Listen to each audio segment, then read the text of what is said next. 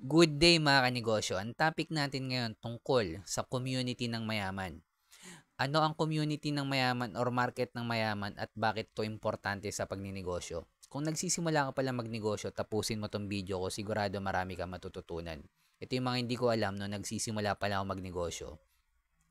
Ako nga pala si Jepoy, isang negosyante. Isa rin akong DJ. Kung kailangan nyo pala ng DJ sa club, sa bar, sa event, message lang kayo dito sa page ko or comment lang kayo. Bilang negosyante, meron akong 10 taon na karanasan na pagkalugi sa pagninegosyo. Tunay na negosyo lang tulad ng sari-sari store, barbecuehan, bilyaran, rental. Ano ang community or market ng mayaman at bakit to importante? Kwento ko lang mga kanegosyo, way back 2015, after ko mag-work as a sales representative mga kanegosyo, nagbo-boarding house lang kasi ako malapit sa school kung saan ako graduate. Graduate po ako ng marketing management sa TIP Cubao, Quezon City, Technological Institute of the Philippines. Taga Cavite kasi ako mga kanegosyo at sa Manila na ako nag-aral. At after ko rin graduate, nag-work na rin ako as a sales. Ilang taon din ako sa sales at napag-desisyonan ko na magnegosyo dahil gusto ko matuto sa mundo ng pagninegosyo. Hindi masama ang pagtatrabaho. Marangal po yan, nagbibigay ng pagkain sa pagkainan natin yan. Ito, decision ko lang kaya ako pumasok sa mundo ng pagninegosyo. So, naitayo ko yung sari-sari store ko mga kanegosyo malapit sa school kung saan ako graduate. Dahil malapit lang din yung boarding house ko doon. Bakit sari-sari store? Una, hindi ako marunong magluto. Wala akong ibang alam na skill na carpentry or ano man. So, ang daling buksan kasi ng sari-sari store, yung tipong magbukas ka ng sari-sari store ngayon, makita ka lang kumikita, bukas may katabi ka ng sari-sari store. So, sari-sari store yung napili ko. Hindi ko pa alam yung mga focus in one na yan, yung community ng mayaman na yan.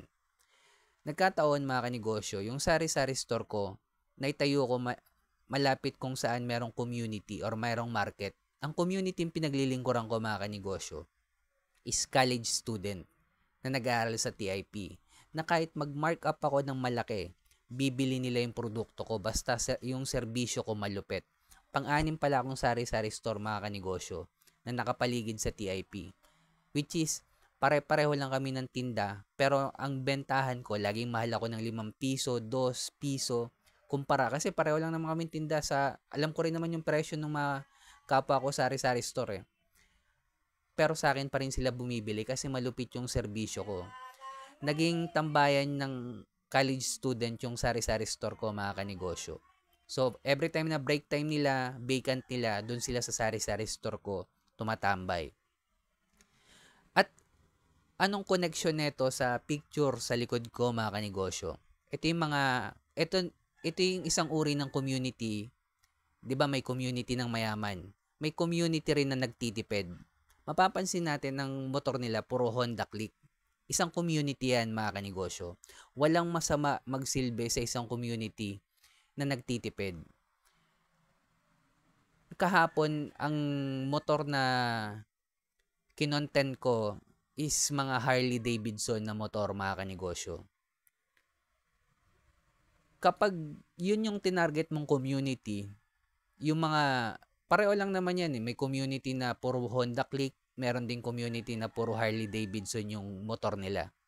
Pero kung tinarget mo yung community na puro Harley Davidson, mga kanegosyo, kahit wala kang motor na Harley Davidson, kapag nagbenta ka ng serbisyo or produkto sa kanila, mga kanegosyo, kahit mag-mark up ka ng malaki, bibili nila.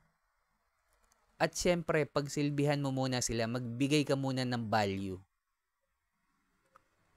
Magbigay ka muna ng value bago ka mag-take, kumbaga. Mag-give ka muna kung anong meron ka. Magsilbi ka muna sa kanila. Yung mga pangangailangan nila, una, kilala ka na nila, nasa loob ka ng community nila, pwede kang mag-create halimbawa ng sleeve na para lang sa community ng Harley Davidson. At syempre, focus pa rin mga kanegosyo. Once na pinagsilbihan mo na yung isang community, halimbawa, community ng mga may-ari ng motor na Harley Davidson, Huwag ka na magsilbi sa community ng mga may-ari ng Honda Click. Kung pinili mo naman magsilbi sa mga may-ari ng Honda Click, huwag ka na magsilbi sa ibang may-ari ng mga Harley Davidson. Focus pa rin mga kanegosyo. Hindi ka ma-identify ng maayos ng customer mo kung sino-sino yung mga customer na pinagsisilbihan mo. Yan ang importansya ng isang community mga kanegosyo. May community grabe gumastos, may community na nagtitipid. Walang masama dun sa nagtitipid kasi budgeted lang din yung pera nila. Pagsilbihan mo yung community na grabe gumastos. Kaya kung nagsisimula ka pala magnegosyo,